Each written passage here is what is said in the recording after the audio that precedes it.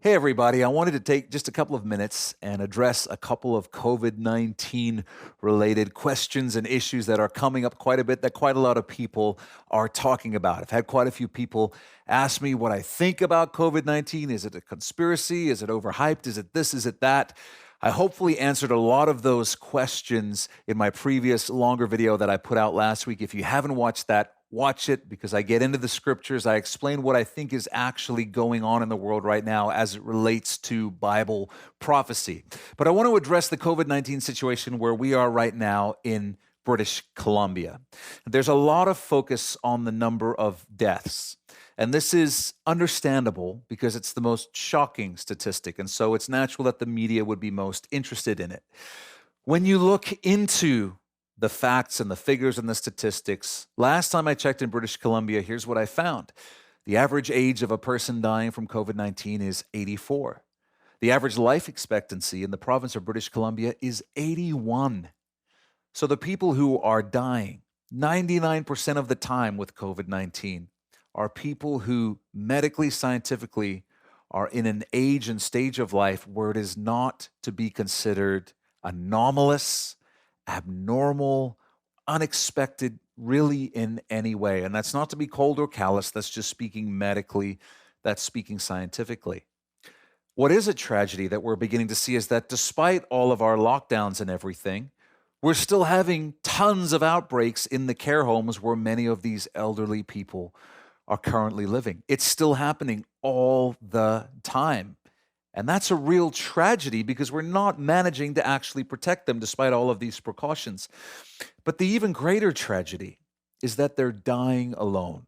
They're dying alone and afraid, not surrounded by their loved ones because of these restrictions.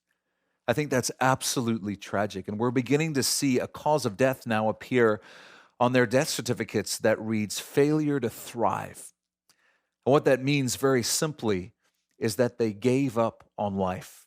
They didn't feel like there was a reason to hold on and keep living longer because they couldn't be around and see the people that they love. So they just gave up and quit fighting to stay alive. That is so sad. That is an absolute tragedy. And so for me, the single most important metric when we look at COVID-19 is not deaths, because the facts tell us that those who are dying, which is always sad, but it is not anything to be unexpected. The other metric that I think can be deceptive is the number of cases. And the reason is because the number of cases is a direct reflection of the amount of testing that you're doing. And so if you want to use the number of cases as a baseline metric to tell us what's going on with COVID-19, the number of people you're testing needs to be consistent day in, day out, which it isn't. We also know that many people who test positive for COVID-19 experience it with absolutely no symptoms. It passes through them asymptomatically. We also know that many people will experience it like a mild cold or nothing worse than a cold or a light flu. I don't think cases is the most important metric either. I do believe, however, that the most important metric is actually hospital capacity. How are we doing in terms of the capacity of our healthcare system? Here's why that's important. Because we can create 20,000 more beds at different locations around Greater Vancouver and British Columbia, but we have a limited number of doctors and nurses and other healthcare professionals. We cannot snap our fingers and enable someone to get a decade of medical training in a month. We cannot simply throw money at this problem and produce magically more doctors and more nurses. We have a finite number of healthcare professionals. And the problem with COVID-19 is that it is a real virus. And while it may not very likely kill you or me, while that would be anomalous, it is unpredictable, and it could affect any of us who are adults, middle-aged generally, or even in our 30s or older. It could affect any of us to the degree that we need to be hospitalized. And when we become hospitalized, we are now taking up a bed in the healthcare system. And we also know that if enough people do that, then we reach capacity for our healthcare system. And now suddenly our healthcare workers are stressed, they're overworked, they're becoming suicidal because they're being asked to keep up a workload that simply cannot be sustained. In addition, we know that when our healthcare system becomes so overtaxed, people who were in line to receive elective surgeries, many of them very important, are now bumped and their surgeries are delayed. And so I hate the idea that I would ever be careless and selfish, not take precautions I should, and in so doing, selfishly overtax our healthcare system, doctors and nurses, or heaven forbid, bump someone who's been waiting for a life-changing surgery because I was so concerned about my rights and freedoms. I don't want to do that. I think it's a love your neighbor, biblical, scriptural issue. And so I want to encourage you, Christian, don't get caught up or concerned with all the hype around death numbers or case numbers, because there's so many different opinions on that. There's a lot of really damning information that refutes the media narrative. But the one thing that is very real, no matter how you slice it, is the issue of limited healthcare system capacity. We need to love our neighbors. We need to not take a hospital bed unnecessarily from someone who needs it. So let's take care of each other. Let's follow the advice as much as it makes scientific sense and make sure that we are not unnecessarily straining our healthcare system, because we've seen in places like Spain and Italy that a healthcare system can be overrun. And then suddenly you have people who could live if they got the proper care who are now dying because people have to be prioritized.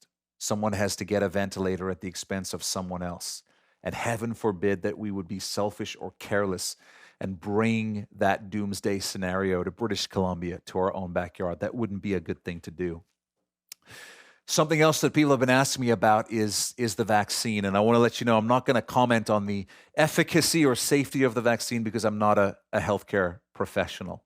Of course, I have lots of opinions that I'd probably share if we were just hanging out around the fire pit on my patio.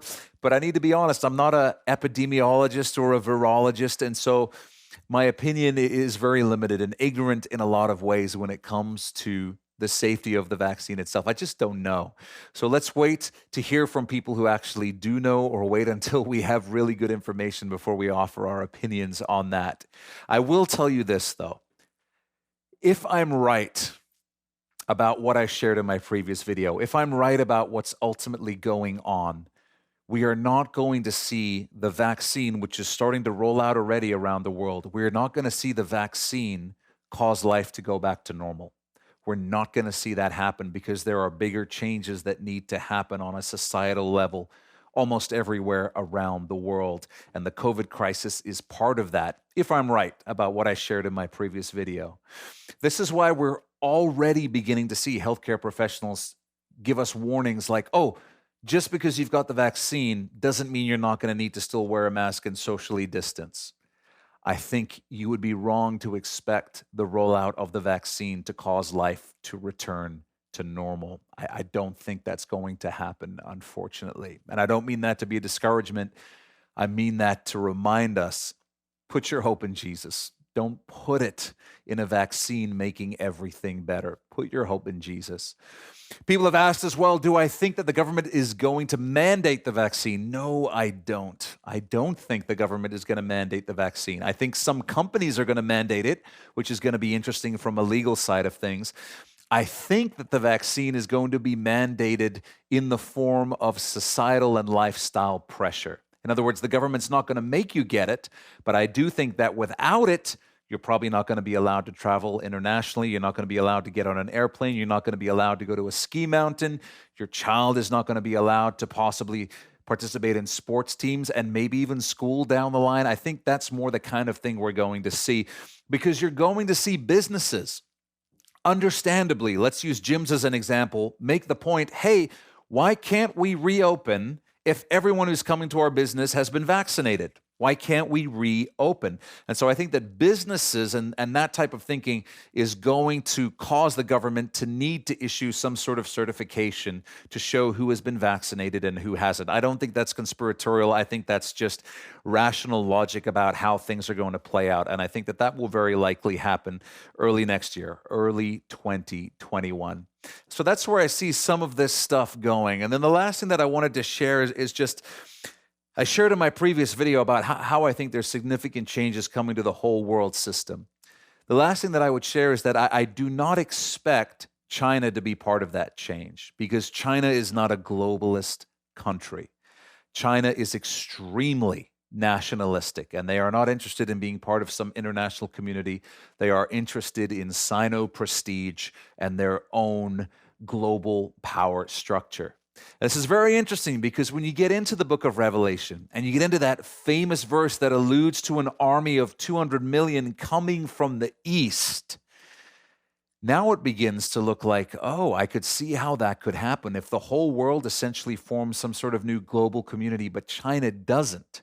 If the world forms some new sort of economy, but China doesn't participate in it. Are those two things going to be at odds? Is China, the world's largest producing country, going to suddenly lose all its customers as they form a new world economy without China? And is China going to seek to get around that issue by conquering the rest of the world? I think those are some questions that are really worth exploring and thinking through as we see things shaping up around the world. So I hope this gives you a couple of things to talk about, to think about, and I'll try and do these videos whenever I have some sort of new information that I think might be interesting, especially to those of you who are interested in Bible prophecy. God bless. We'll talk to you soon.